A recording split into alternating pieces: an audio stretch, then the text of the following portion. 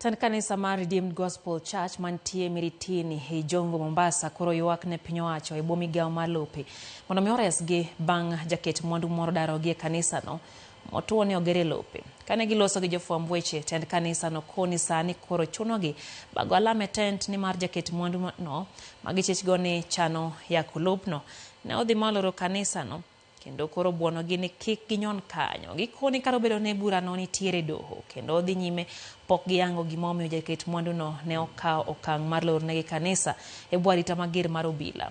Kako machielo to gintiere gi oboke moyiedhi mane doho chiwo negi. Magi timore seche ma koro ywaruok e midhieche mag puothe pod ogudore Mombasa kod kadho wadh nam chumbi mangima.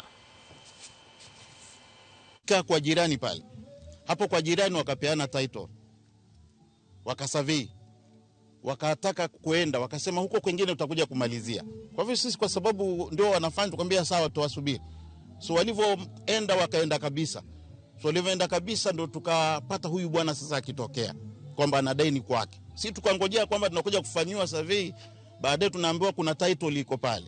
So ilikuwa kitu kigumu ambacho hakieleweki. Yule anaweza kuelewa hili jambo kwa undani ni watu wa lands katika wakati ule, yule ofisa wa lands wa coast wa hapa Mombasa. Anaweza kuelewa, anaelewa kile alichofanya hapa kwa hii shamba. Na mimi nilienda kule juu nikafanya search, hakukuwa na survey yoyote imefanywa wakati shamba. Lakini baada ya muda naona lot 2400 imeanza mpaka mwisho imefinika na watu. They had this from the judiciary. This one is from the judiciary, from the law courts of Kenya. And we were being told that this case is coming up for mention on 21st of this month.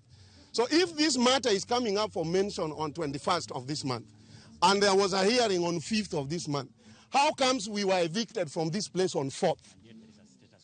And the court says there should be status quo until this matter is addressed. We feel as a church tunachezwa. And the government should arise to address this. Tusinyanyaswe na tutanyamaza until this matter is addressed.